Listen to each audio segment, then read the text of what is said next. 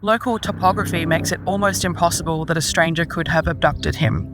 I spoke to Ken Gamble, one of Australia's top private investigators. Mr. Gamble says Gus's abilities may have been underestimated. He says the early search should have looked far beyond the initial 2-kilometre radius. When Daily Mail tried to speak to Josie Murray on the property recently, she brandished a pump-action shotgun at our reporter. Sorry, Get out! Are you deaf? Okay. It's been more than 6 weeks since little Gus Lamont went missing on September 27. He's believed to have wandered off from his parents' remote sheep station in Yunta, which is about 230 kilometres north of Adelaide. His grandmother, Shannon Murray, was the last person to see him when he was playing in a mound of sand outside of the family homestead around 5 p.m. of that evening.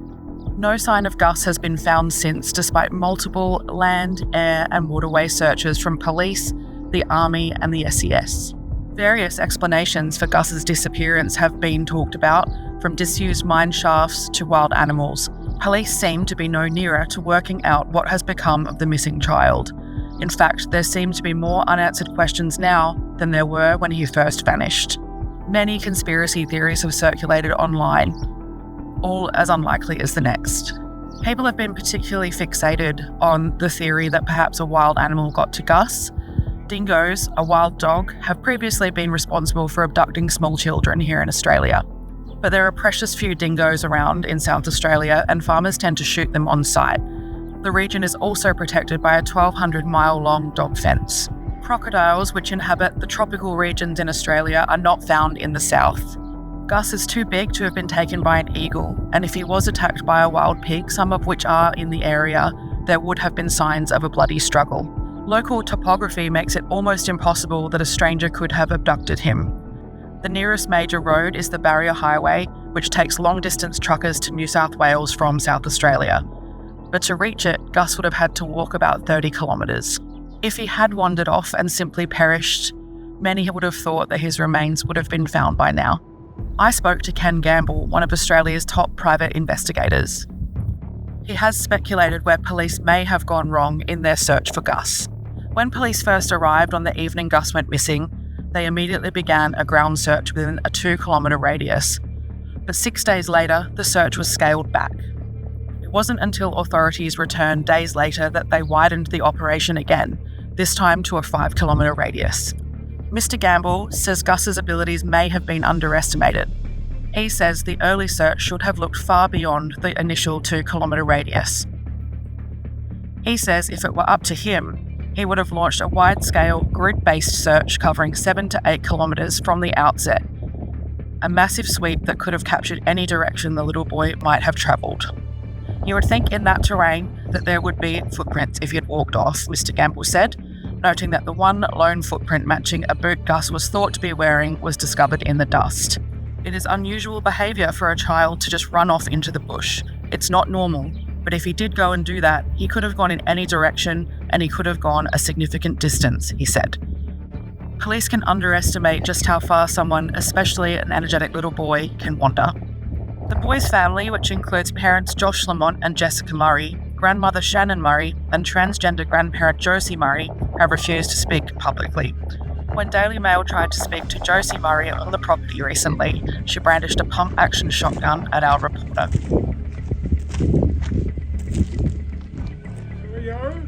Pardon? Who are you? I'm with the media. I'm after police. Out! You are trespassing. Get out! I'm so sorry. Get out! Are you deaf? Okay. I was leaving. Get out! I was leaving. Shut your face and get out! We'll have the police on you because you've been warned not to come here. Get out! I haven't been here Get before. out! I haven't been here before. What are you deaf? Get out!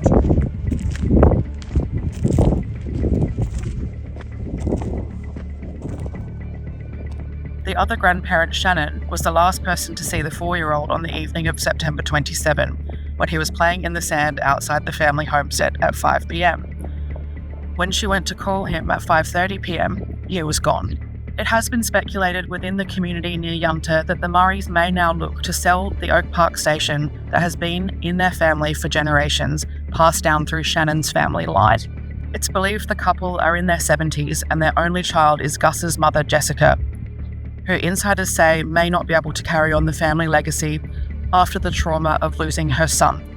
At the time that Gus vanished, Jessica's partner, Joshua Lamont, was at his own farmhouse in Belleley North, around a 2-hour drive from Oak Park Station. However, he now appears to have moved into another home which is understood to be owned by Shannon and Josie Murray. Joshua refused to speak to a Daily Mail reporter when approached on Tuesday. Jessica has not been seen since Gus vanished on September 27. It is understood that she remains at Oak Park Station with her 1-year-old son Ronnie, who she also shares with Joshua. SA Police Chief Grant Stevens said that they would return to Oak Park Station for further searches and that they have not yet given up on finding Gus. SA Police drained 3.2 million litres of water from a dam near the property last month but found no trace of the boy. The dam is around 600 metres from the homestead and is thought to have been about 4.5 metres deep. So police have returned today to the Oak Park Station near Yunta in the continued search for Gus Lamont. Today we'll be focusing on draining a dam which is about 600 metres from the property.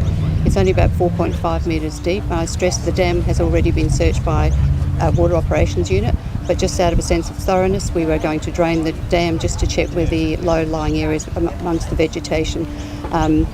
This will complete today, and in terms of the drone searching that was undertaken, that has been assessed. Regrettably, nothing of any significance came from that drone footage, but over the next coming weeks we'll continue to assess the aerial footage that was taken more broadly across the property to see if there's any information from that leads us to any lines of inquiry. Commissioner Stevens said there have been 2 reviews into the search efforts. We've done minimum of 2 reviews in relation to the searching exercise from the moment we were advised of Gus having gone missing. Peer reviews by experts who have taken an objective view as to whether or not there could have been things done differently. Those reviews have identified opportunities to enhance what we've done, but there's been no criticism of the search effort from the moment we were notified. Acting on the advice from survivability experts, doctors, medical staff in relation to exactly what the likelihood of Gus, how far Gus might travel and how long he was able to survive without any support or assistance. There is no evidence of foul play at this time, but as I've said publicly before, we are still open to any possibilities that might have resulted in Gus having gone missing. Despite 3 previous major search operations involving SAPOL, Airpol, the SES and the ADF, Gus has still not been found. It is not suggested that any of Gus's family members are involved in his disappearance.